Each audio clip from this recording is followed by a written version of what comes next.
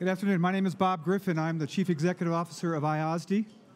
I want to just take a minute to thank Clark again for putting on what is a fabulous event here. For those of you that have been coming to this forum on a regular basis, as I have, these are the types of things that I think are critical for maintaining our civil society and our own norms. So I want to thank him again publicly for the work he's doing. Well, we talked earlier about co-equal branches of government.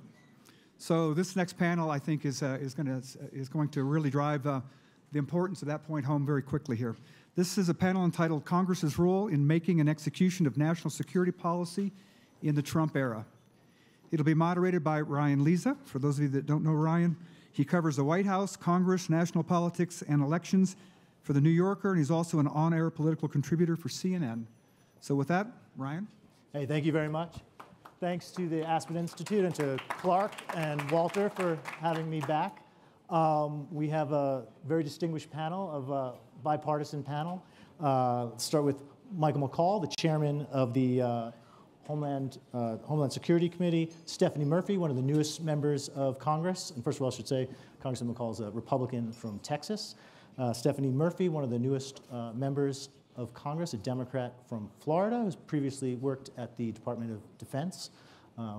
And Adam Schiff, the ranking member of the House Intelligence Committee and a Democrat from California. And another Republican from Texas. You guys in Texas produce a lot of Republican representatives. And the chairman of the House Armed Services Committee. I feel like we're at that point in the conference where everything has been said, but not everybody has said it, especially on Russia. So I hope we can, plow some new ground. And I want to start with that topic because there is so much, maybe drama is the word, between Congress and the White House over this very fraught issue of Russia, both within the Republican Party and especially between the Democratic Party and the White House. And I want to start with a hypothetical. All of you have run for office, have been in tough campaigns against tough opponents. And I want each of you to answer this question. If you received an email from an acquaintance that said, I've got some really high-level and sensitive information from the Russian government, which, as you know, supports your campaign, would you like to set up a meeting? What would you do? Let's start at the end. Congressman McCall? It's a tough question. I think you obviously want to know all the information out there, but I think the optics of meeting with a foreign adversary or an agent of a foreign power or a lawyer who may have been a Russian intelligence operative creates a not only legal sort of issue, but a political optics issue. And just knowing what Russia's done in the past, what they did in our elections. So the question is, that meeting that you're referring to, was that, were they sort of duped by the Russians? Or was this more of a collusion type event? But would you take that meeting? I'd have my campaign manager do it. You would? Or maybe my Oppo research guy. No, I think there'd probably be other ways to get that information without sitting down with someone that is that radioactive. Congressman Murphy? When I worked at the Department of Defense, I filled out the SF-86. I waited a long time to get my TS-SCI. I've been trained on counterintel methods. I understand the importance of reporting when you do have contact with foreign nationals, especially ones that are hostile to the United States. So I think my radar is a bit more up than my colleague. But what I will say about this coming election is that I want to run a race against a fellow American about issues that matter to my district, not run a campaign against a Russian misinformation. I think it's a really dangerous thing when we allow an external foreign force into meddling in our democracy. Would you call the FBI? What would you do? Yeah, probably call somebody like the FBI and reach out. I mean, I just can't imagine taking that meeting. Adam? I'd call the FBI and report it. leave it to the FBI what to do about it. But I wouldn't take the meeting, and I would immediately notify law enforcement. You know, the only analogy I can give, and it's not much of an analogy, is about a decade ago when I was on the Foreign Affairs Committee, the Russian ambassador came to my office. And you remember this meeting? I do. Russian ambassadors are famously known for not being memorable. And what I did is I called the Capitol Police. And they came and they swept my office for bugs. Now this, I think, predated my service on the Intelligence Committee, but nonetheless, not only I, but the Capitol Police had enough skepticism about Russian intentions to know that we needed to make sure that the visitor did not leave anything behind. So I think absolutely, and you know what I keep coming back to is something President Obama said when he did finally speak publicly about the Russian hacking. And he said that what made the Russian hack so successful, what made this active measures campaign successful beyond Moscow's wildest imagination, is that it could play on the enormous political divide in the country. And there was enough of a ideological and political and partisan divide where it was okay that a foreign adversary was intervening as long as it was to help one side and hurt the other. And somehow we're going to have to develop a bipartisan consensus that no matter what country it is, no matter who it helps or who it hurts, we will reject it. Any kind of interference, help, hurt, otherwise. Because I can tell you, the Russians are good enough at this. They have a capable enough cyber skills. There is no software patch, no software fix to this. We need to harden our defenses, yes, but the only real defense is a public that's willing to reject it. And we have a long way to go to get to that point. I want to come back to that issue of partisanship because I think that's crucial. But Congressman Thornberry? I'm old school when it comes to Russia, kind of like Clapper. So I call the FBI. I don't trust them on as far as I can film. What I worry about goes back to the word you used in your question, and that is the drama. This is so much drama that occupies us. Meanwhile, as we heard earlier today, the Russians are modernizing their nukes. They have counter space capability. They are developing new weapons. They're about to conduct big exercises in Belarus. Yeah. They are doing all of these things, and meanwhile, we're worried about the drama of who met who with whom. Yeah. Part of our job as an independent branch of government is keep our eye on the ball, in this case, the threats that Russia poses to the national security of the United States.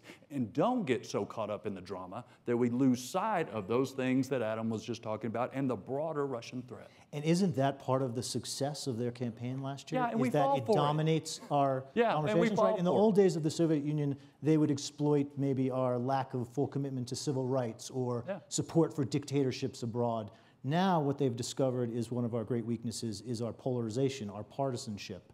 That if they can help one side against the other, it might be so tempting to take that help, and it throws the whole system and the whole conversation to chaos. We don't even get to the issues you're discussing. No, and they exploit opportunities. And I think somebody earlier today, I forget, made that exact point. They're doing it very well, but again, to repeat myself, we see this and yet we fall for it anyway.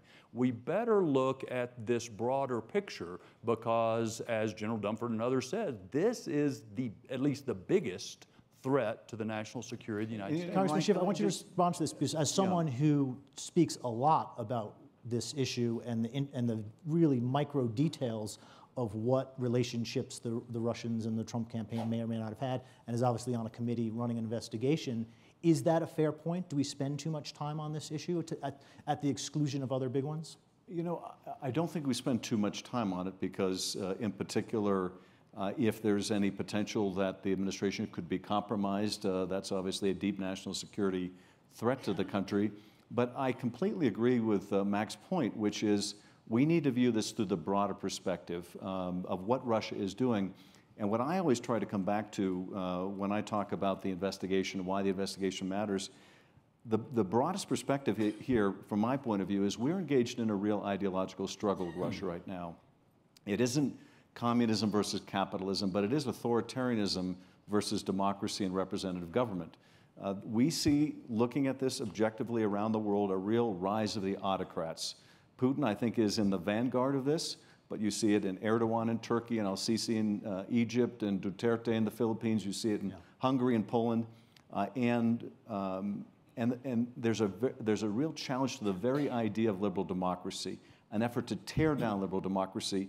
What we saw in our elections, the Russians have been doing elsewhere. And we need to view this in the broader context of what the Russians are trying to do, and the importance of our standing up and resisting that, working with our allies to resist Russian interference in their democracies, because this is the broader fight that I believe we're in. It's all about destabilization. I got back from France after their election. They were clearly involved, but the French people didn't buy it because they knew it was Russia, talking about Macron. Yeah. Then I was in Estonia and Ukraine, heavy campaign disinformation warfare, in addition to kinetic warfare, annexing Crimea, being in eastern Ukraine.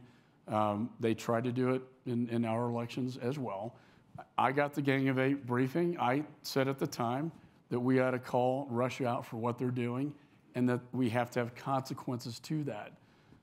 Legislatively, if you look at the Congress, we are working through a Russia sanctions package to punish Russia for both Crimea, but also their meddling in our elections. I wanted to stop you there and tell us about the Gang of Eight briefing you're referring to and what the decision was that came out of that briefing by the administration. Well, not to get into the classified space, but it was very clear. The timing was what? It was around the October timeframe before the election. It was not a gray, as Adam and Mac knows. This is not gray. It was black and white, clear and convincing that this was on behalf of the Russian military and their intelligence apparatus. It was very shocking at the time, and I think part of the thinking at the time not to go public was because they didn't want it to appear to be influencing the elections or recognizing that Russia was doing this because it would embolden and empower them. Since that time, though, I think it's imperative that Congress act on the sanctions bill. Wait, but I just wanted to keep on this subject. The way that this has been reported publicly is that the Obama administration wanted to do more in public, and the resistance came because of this partisanship we're talking about, that McConnell and some Republicans said, no, wait a second, don't do that. That could tip the election towards Hillary Clinton, and we would consider that interfering with the election. Is that your understanding of how that happened? And well, the rest of you can speak on it. It was in a classified setting, yeah. So I can just tell you from my perspective what I said, and that was we should call them out very clearly, because it wasn't kind of an iffy gray area, and I haven't seen real consequence in the whole cyber arena too. Yeah. What was the consequence to China stealing 20 million security clearances? I was in Tom Bossert's office in the Situation Room talking about what can we do in the future to stop that kind of bad behavior from North Korea, from Iran, from China and Russia. Mac, when Democrats say the reason Obama didn't take stronger measures, didn't go more public, was because Republicans wouldn't let him, is there any credence to that? I don't know that to be the fact. No. Adam? And Ryan, I don't agree with that either. I think two separate issues are being commingled here. Yeah. One issue at the time was letting the state elections officials know that they were vulnerable, that they ought to seek out help from the Department of Homeland Security. Yeah. And Director Clapper was exactly right. There was resistance to doing that, in part out of a fear that this was an effort to federalize elections, in part because I think there was a concern that this might have an impact on the election. I think a GOP concern about that. But obviously, that was a concern the Obama administration had too, for the opposite reason. It didn't want to be perceived as putting its hand on the scale. But from my point of view, nothing overcame the American people's need to know. And Senator Feinstein and I tried to make the case with the administration, you need to speak out early. You need to speak out strongly on this. You need to call out the Russians on this. And much as I admire the prior administration, I think it was a mistake not to. Yeah. Senator Feinstein and I ultimately did so ourselves before our own administration was willing to.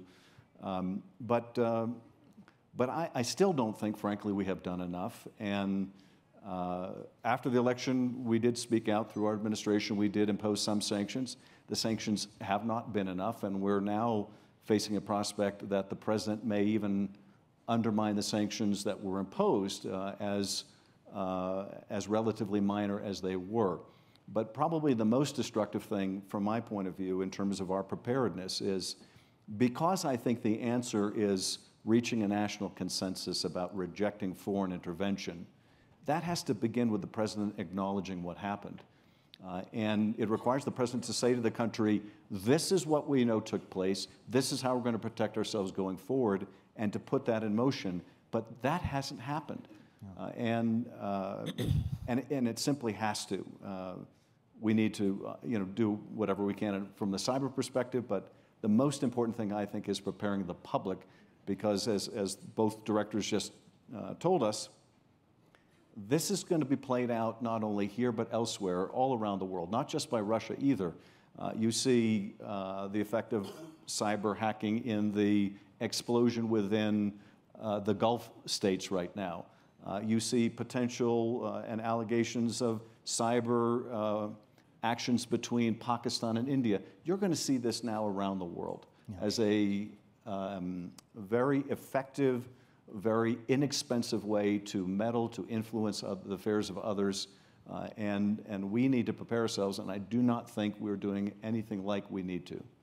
And I wasn't here last year when some of the revelations were made, but I'll tell you the way that my concern is that Mac led a delegation overseas to Asia recently, and the feedback we got from one of our top defense counterparts, they said to us, watching the way that the United States is responding to this interference in our election and our democracy and the partisan nature of it, they said to us, it doesn't appear that the United States is willing to defend its own democracy. What assurances do we have that you're going to help us defend ours?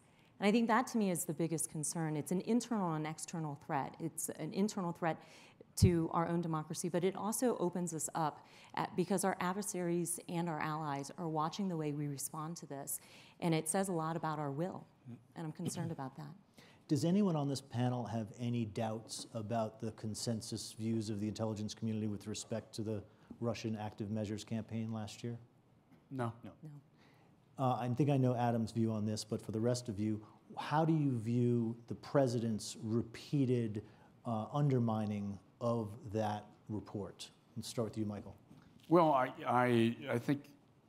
Because you agree with those conclusions. You've read the classified version, right? Personally have told him that this was a nation-state attack. What did he say? At that time, it was prior to some of his briefings, he thought he wasn't sure, thought it may be China, perhaps. But I think since that time, he's had the briefings. I think from his point of view, not to really defend it, but it sort of undermines the legitimacy of his election.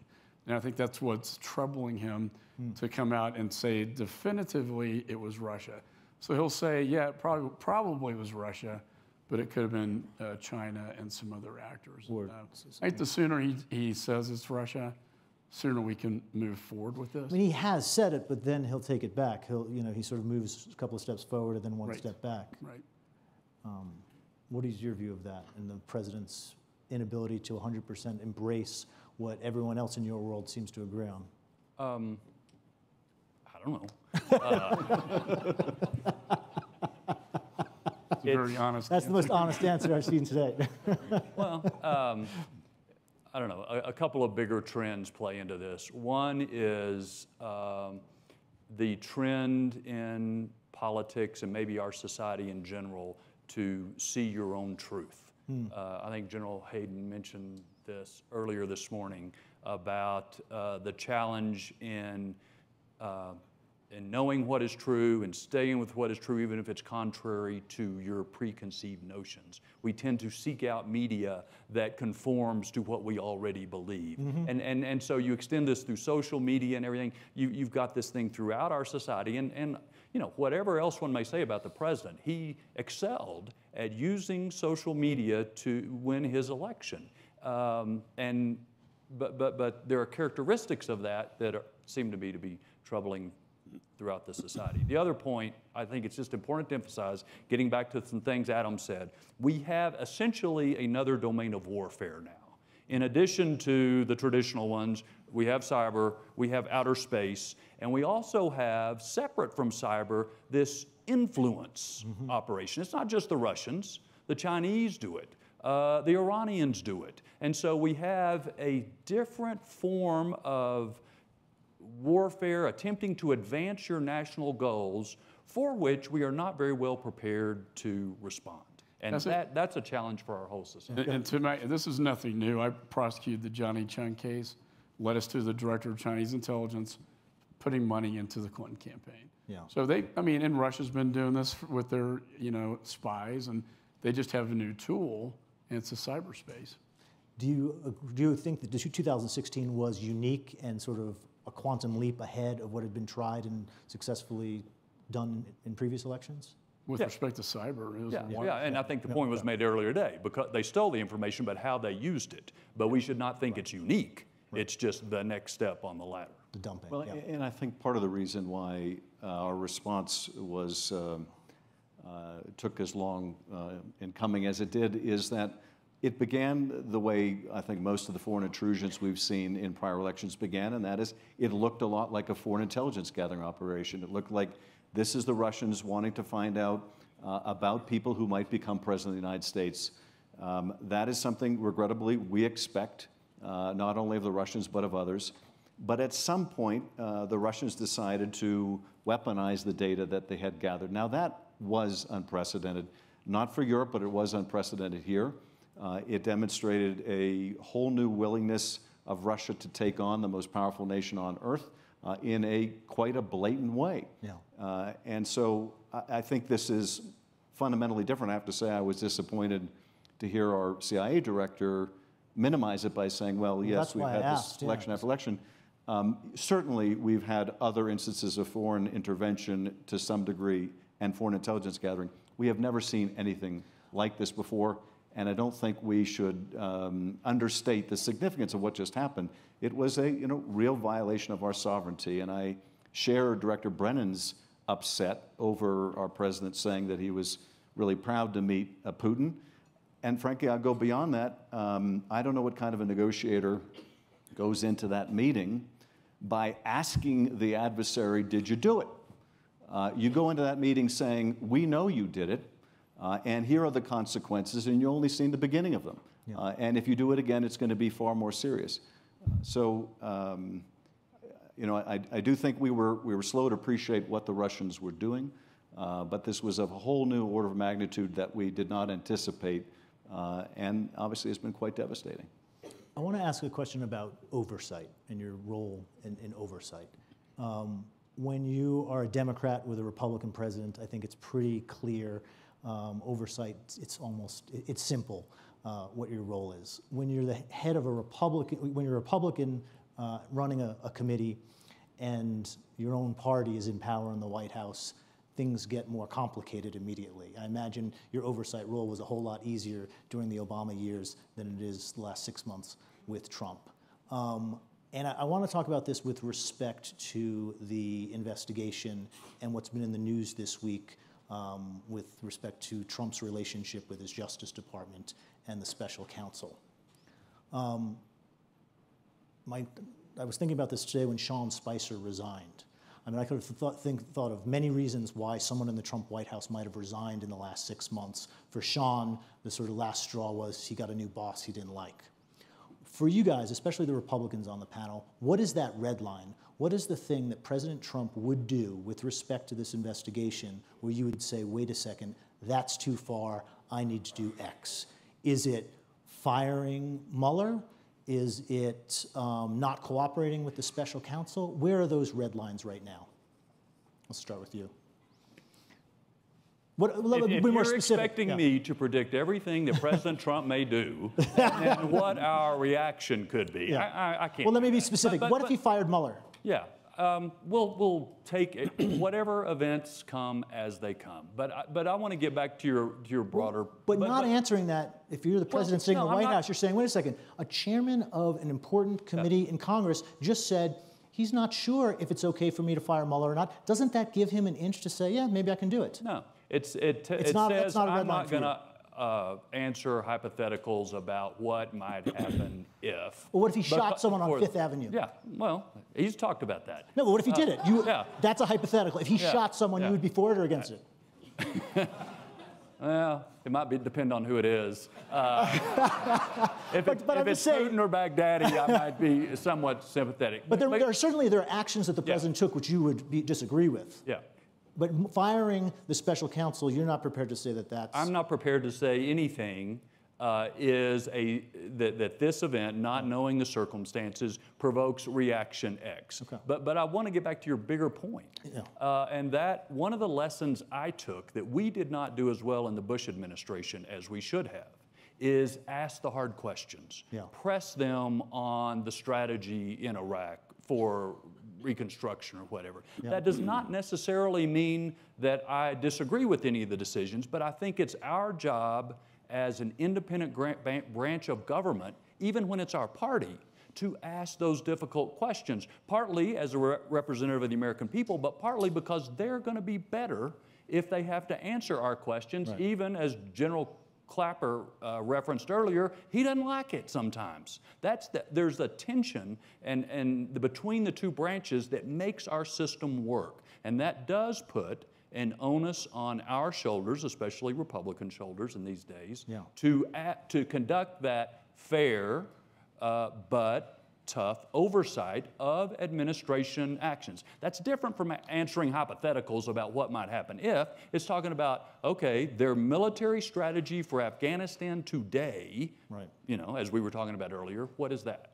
Michael, I want to ask you, because you said today on NBC, I believe, that there would be, quote, a tremendous backlash if Trump fired Mueller.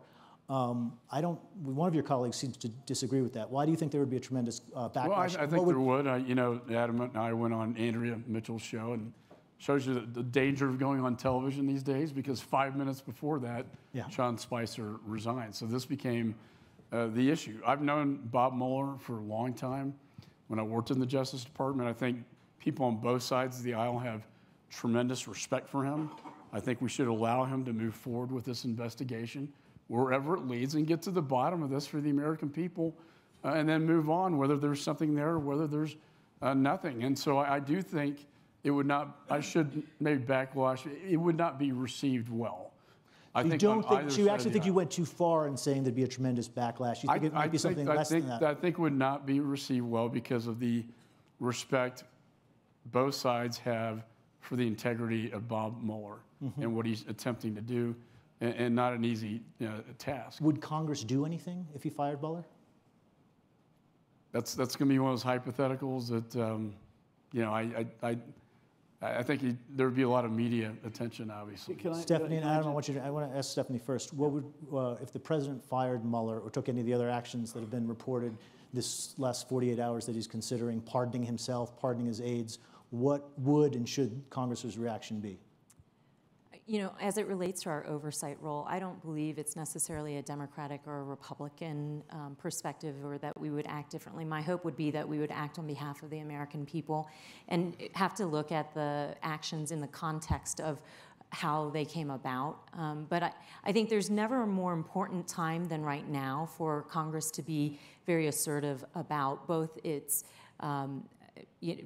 exerting its co-equal branch of government powers. Having worked in the Department of Defense, I find myself a little surprised at how strongly I feel about that now, but they say that your perspective depends on where your seat is. But I do think that our job is to hold the administration accountable, and we do that in a variety of ways. Ron, I was going to say, first of all, I look forward to the day when I have the conundrum of being a Democrat in the majority with a Democratic president. That has been all too hypothetical, unfortunately. I think, look, if the president fires Bob Mueller, I think it'll be a national disaster. I think it will provoke a crisis, and I would hope that the Congress would come together and immediately pass a new independent counsel law. That wouldn't be one that would be freestanding and go on indefinitely. That would be sunset, and that would be specific to the Russia investigation and would allow the reappointment of Bob Mueller to a position beyond the president's reach.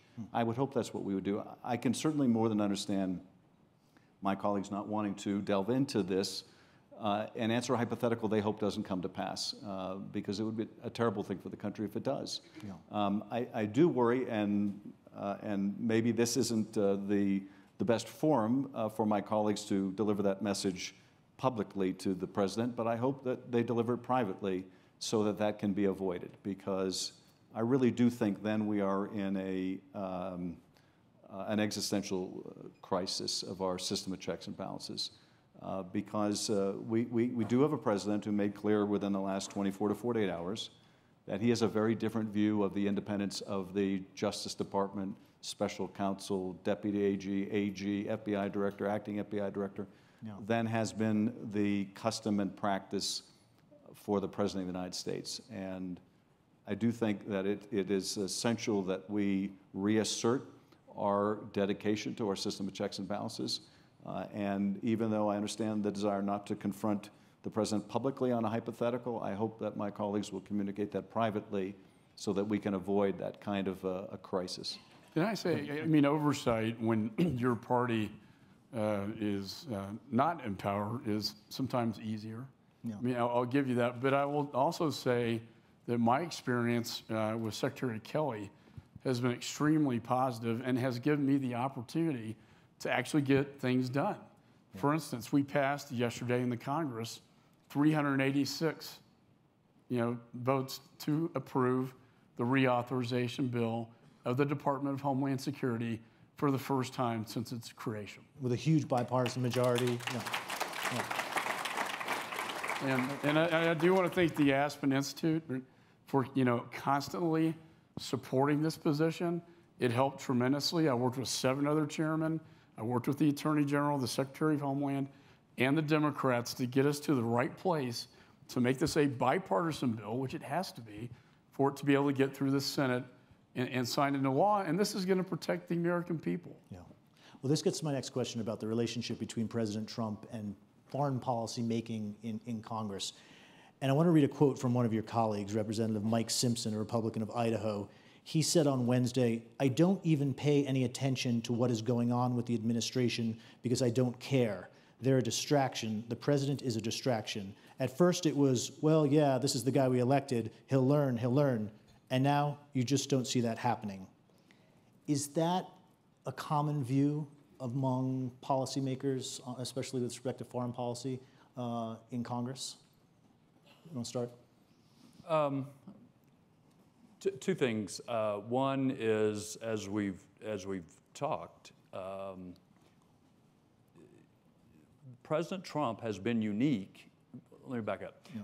All the presidents before, every one of their sentences was carefully thought out. There were advisors, it was weighed, it was policy, and the world could react. Yeah. It's different now. Yeah, sure is. It's just different. And so that's part of the reason when you and others take statements that he makes, you take them very seriously, start asking us hypotheticals.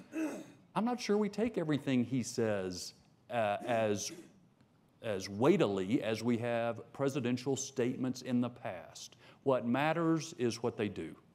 Now that we do have to take seriously. Yeah. So there is more of a differentiation, if you will, between tweets and statements and seemingly contradictory statements, all of this stuff, versus what the administration actually does. That's what we have to really pay attention to. Does anyone else want to take this? I think 140 characters is a tight space to express national security strategy, which is why one of the reasons I led a letter to the President requesting the national security strategy, which is overdue at this point to Congress. It's important that we understand where the White House is on a lot of these issues. We have a lot of challenges. But in the interim, until we get that clear statement, I think you'll see Congress continuing to move forward and continuing to advance what has been traditionally the policy of the United States. Chairman McCall mentioned the Homeland Security bill. Chairman Thornberry, just 2 weeks ago, we passed the National Defense Authorization Act, wherein we put investments into European Deterrence Initiative, put investments into cyber, bolstered our commitment to Asia Pacific.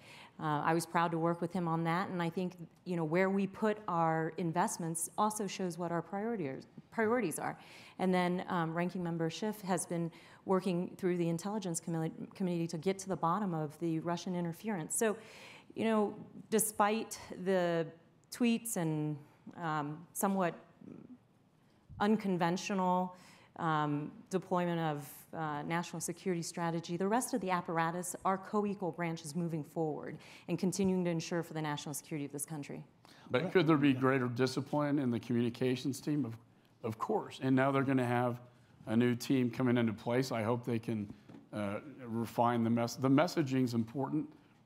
It can be distracting to what we're trying to accomplish, but on the policy level, personality aside, whether it's max bill to increase the might of our military, to homeland security issues, to intelligence. We're trying to get this healthcare tax reform thing done. Those are the issues the American people really care about. Could I just, Ryan, also, let me start out by telling our committee for a moment. We passed a bipartisan intelligence authorization bill out of our committee a week ago, which, notwithstanding how fraught things have been between the chairman and myself, we set that aside and we got our work done, which is what we need to do. I will say, I think, in terms of the presidential statements and our foreign policy, national security policy, I'll give you a quick sense of what I think are the pros and cons. The cons are quite obvious when you have the president cheering on Saudi Arabia's side vis-a-vis Qatar, and you have the Secretary of State trying to do something quite different. And other countries look and they say, okay, what is the policy of the United States? And aren't really sure what to make of it. That's obviously a problem. On the other hand, as Mac was pointing out, there are some good things happening.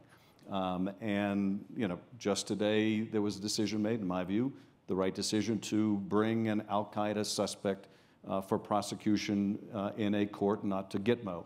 I think the administration made a very sound decision to arm the Kurds and endure the criticism of the Turks, because the Kurds were among the most capable fighting forces, and you work with who you can work with. And I think the military and administration strategy in Iraq around Mosul has been successful. And so I think that there has been a learning process that has been at times successful, because a lot of these things were campaigned against. The Obama administration doesn't know what they're doing in Iraq, and they don't know what they're doing in Syria, and they don't know what they're doing with Gitmo. But there have been times where they've looked at it and thought, well, actually we can make slight changes here, but we were on the right trajectory in Mosul, and we were on the right trajectory in terms of how we were encircling ISIS in Syria. So I think there have been positive actions, even though I do think the dissonance between the presidential statements and the foreign policy national security team have created enormous headaches for the execution of our strategy. But I think that's a fair point on all of your committees. Work is getting done and isn't necessarily as covered, or doesn't make the front page news. One of the things you talked about was the National Defense Authorization Act. There's language in that, correct me if I'm wrong, but there's language in that on the AUMF. It asks the Pentagon to sort of give a recommendation about what should happen with the AUMF. And correct me if I'm wrong about that, but just in general, I want to ask all of you, what should Congress do about this issue that just seems like Congress has abdicated its responsibility for so long for various reasons? I want to know what each of you think should be done about that. Okay. Just what is in the bill is a requirement that the administration come to us with a strategy and budget and legal recommendations for an AUMF against the terrorist threat we face today. And that would sunset the current AUMF? Well, the idea is now we've got something that would replace the 2001 AUMF that we have been operating under since 4 or 5 days after 9/11. One other brief correction. In both 2011 and 2012, the House passed an update to the current AUMF. It didn't get much attention. Again, we were trying Yeah. to go beyond those who committed the attacks of 9/11 and include associated forces with it. We could not convince our Senate colleagues to do so. There was a little detention language that ended up from it, so we've been trying. My guess is every one of us think we need a new AUMF, that we have abrogated our responsibilities under the Constitution by not updating the AUMF to meet the threat that we face now. Adam has specific proposals that ought to be talked about on how we should do that. I'm hopeful. One other point. Don't underestimate how hard this is. You had Republicans that would only agree to an AUMF with President Obama if it had all these restrictions on it, like you can only go in these countries for this time, no ground troops. Well, that's ridiculous. Now we have some of the opposite problem, where people don't trust you'll have Democrats who don't want any AUMF for President Trump. So you do get partisanship bleeding into this, but the effect is Congress has not done its job. So it's easy just to sort of let things go on autopilot. It's unfortunately what's happened, but we ought to, I think we all agree probably, we ought to fight through what's easy and the partisanship and do the right thing anyway. Just quickly on the AUMF, I want to hear from each of you. It has been a bipartisan failure in Congress and in the administration. I think in the last administration, although the president proposed one, he did not want to use his political capital muscle to force one through. And his view, I think, quite understandably, was, I shouldn't want this more than the Congress. It's their institutional responsibility they're giving up in the power to declare war. But now the new administration can rely on the Obama precedent and say, well, we're just following what the last president did, and last president took the legal position. We have all the authority we need. What I think, what I've been suggesting as a way of navigating those red lines that the parties have on it is to have an AUMF that doesn't have a geographic limit, that does have a sunset, because we don't want to be 16 years from now and debating a new AUMF and unable to deal with it, but that would have a mechanism where it wouldn't limit the president's ability to use ground troops. But if the president did introduce ground troops in a combat mission, you would have a privileged motion to compel a vote to approve, repeal, modify the existing AUMF, so we wouldn't go again for over a decade without having that kind of discipline and accountability. No, I've supported the outlines of what Adam just talked about as far as the AUMF, but I want to talk about another area where I think Congress has abrogated its role that has a significant impact on national security, and that's in the budgeting process. We've been with this BCA and continuing resolutions for quite some time. To the person, every single military person who comes before the House Armed Services Committee has told us what damage that has done to our operational readiness, as well as our ability to invest in the emerging threats areas in a way that creates a smart and strong approach to train, man, and equip for the threats that we're facing today. And so, I think that is something that we have to, as a Congress, take back ownership over. Power of the purse is one of the main powers of Congress, and by allowing this sort of rolling over without making deliberate decisions and prioritization as it relates to how we spend our money, we're abrogating that role, and it's having a negative impact on our national security. Michael, do you want to add anything on the AUMF? Well, I'm a senior member on the Foreign Affairs Committee. That's a committee of jurisdiction, and I do believe we've abdicated our responsibilities. The reason I did the reauthorization on Homeland was because we abdicated our Article I responsibilities as a separate branch of government. I think, as Mac pointed out, the difficulties was that the former president's AUMF actually limited his abilities to fight ISIS, Al-Qaeda, and its affiliates rather than expand that authority. I would prefer an AUMF that does not rein in the administration's ability to defeat and destroy ISIS and its affiliates, but rather gives broader discretion and capabilities. The one thing, that a lot of people don't talk about this president, but his ability to not micromanage and unleash the generals in Iraq and Syria has expedited this effort to defeat and destroy ISIS. And from a Homeland Security standpoint, the sooner Raqqa falls, the safer we're going to be in the homeland, because we have a current threat to our aviation sector that I know Secretary Kelly talked about. these laptop devices being turned into explosive devices, which is why I think you're seeing General Mattis really ramping up this effort to defeat them. That was actually my next question for you, was about laptop devices. Do you think that Congress should step in and maybe do something legislatively on that? Are you that concerned? Well, we have passed aviation bills, out of my committee to, in fact, the authorization bill has new TSA authorities to help TSA identify these and develop technologies to detect this. I think the biggest threat is that they're able to develop laptop devices just a little bit bigger than your iPhone that could be turned into bombs and airplanes. And the question was our detection capabilities. So we authorize and empower that in the authorization bill. Now, the Secretary, as he told you, this imaging technology, I think, has more capabilities to see these explosives devices within the laptop. But it's an ever-evolving threat. They've been focused on aviation ever since Ramzi Youssef and the Bajoinka plot, before 9/11, and then on 9/11 when he talked to his uncle Khalid Sheikh Mohammed and plotted that horrible event. And Al-Qaeda in the Arabian Peninsula, relentless in aviation. And now we're seeing ISIS and their ramped up capabilities like what we saw with Sharm el-Sheikh.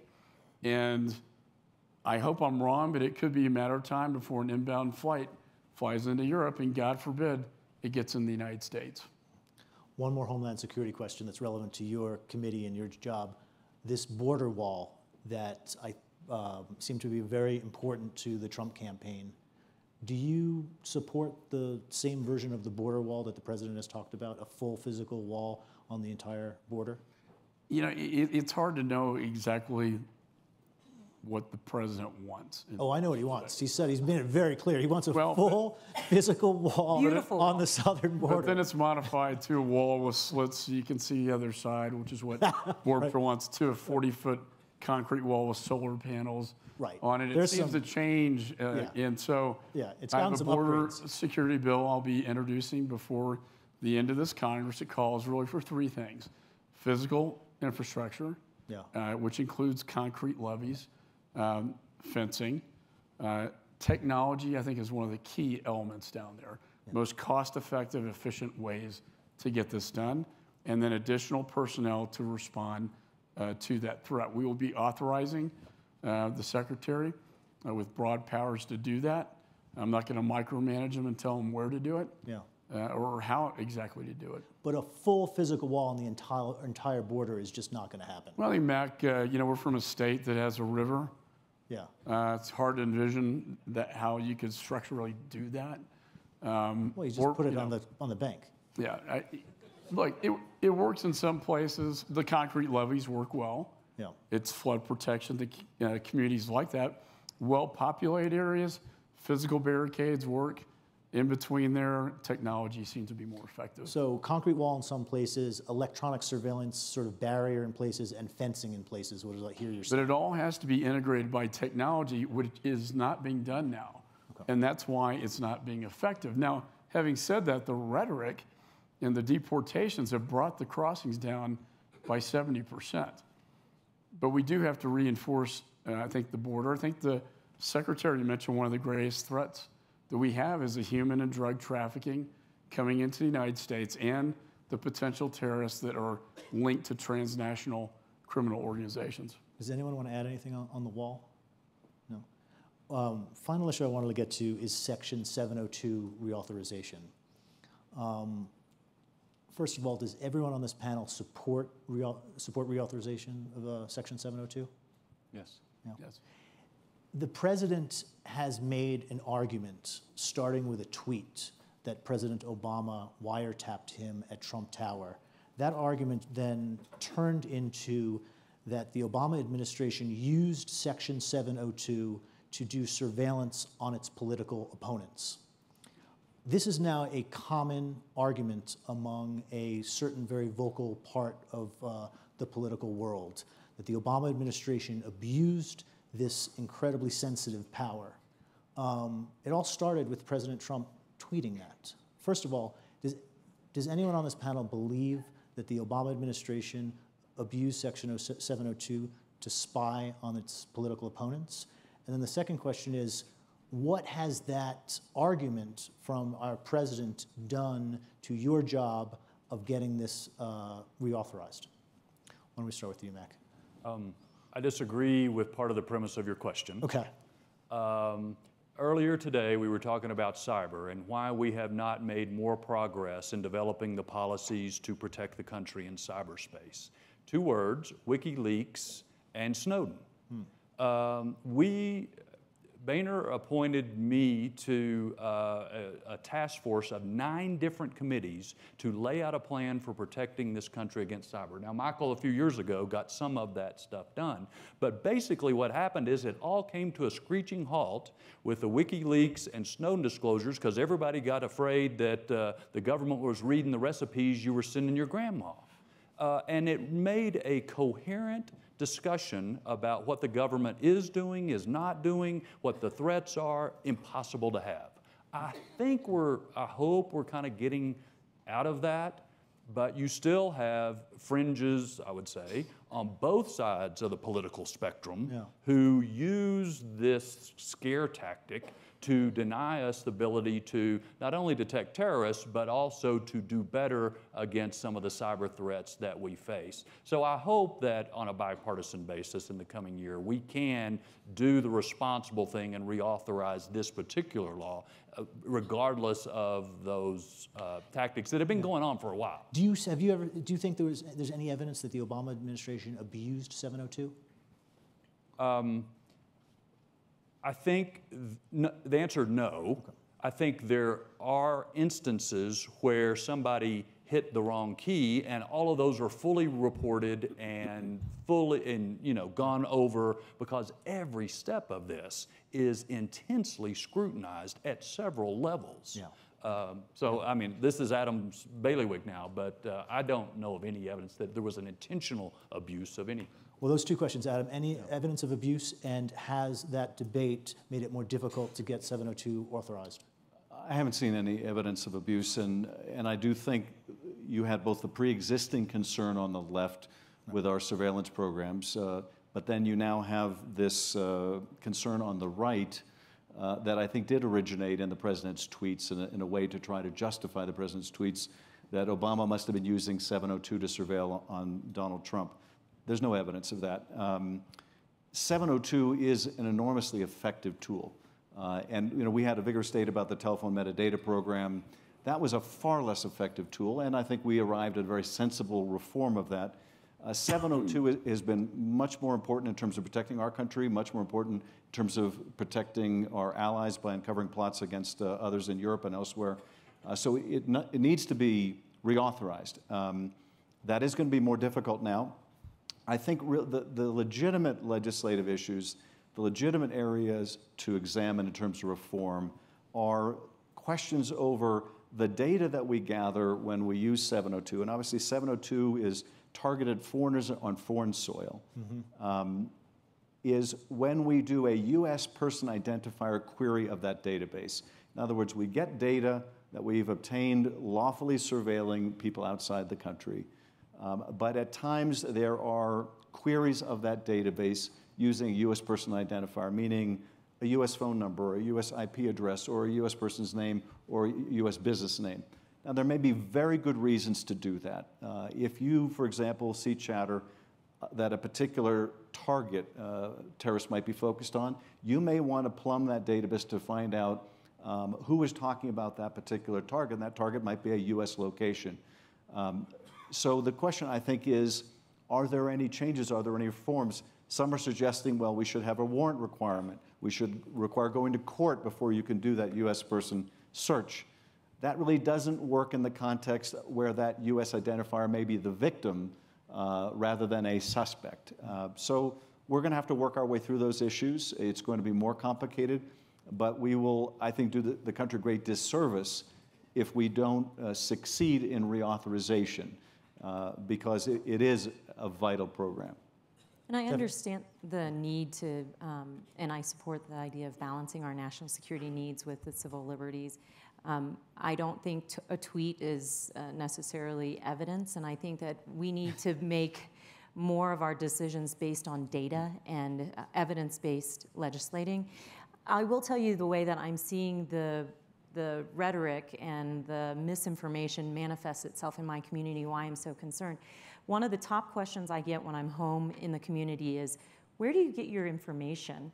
And that's a legitimate question of, we don't know what to believe anymore. Yeah. And I think for a democracy, when your average citizen doesn't feel like they can believe their media, we're in a bad place. Yeah. Because Or they're public officials. Yeah. Or they're public officials. Yeah. And I think that's why it's so important for us to get back to a place where we are legislating from a data-based position, and that we as legislators and public officials are careful with our words, because they matter. Words matter. All right, Mike, I'm going to ask you to hold your thoughts on 702 just so we can get a couple of questions in before. Well, if I can say just real quick, because I practiced law under Patriot Act, and 702 saw the value of that. It stopped a lot of bad things from happening in this country, and I think it would make this country less safe if we do not reauthorize it.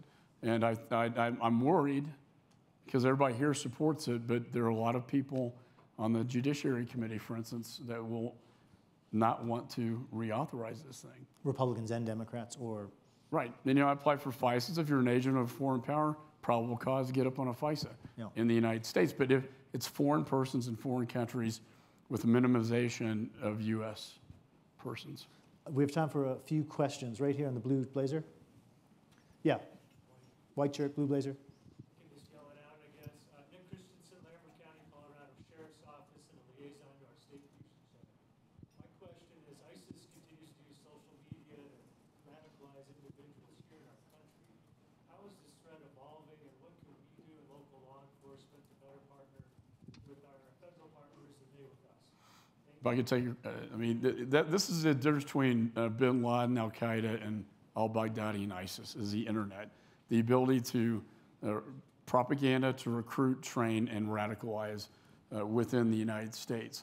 It is their most effective weapon that they have. And, we can try to do things at the federal level to, censor that type of information on the internet. But I think the better route is to go with our private tech companies. I know Facebook may have their representative here today, may not want to be called out in person, who monitors this stuff, jihadist material, and then takes it down off the internet. So if they had a terms of service agreement with the customer that if you put jihadist material on there, we're going to take it down, that gets around the whole court, debates about First Amendment protections. Right here.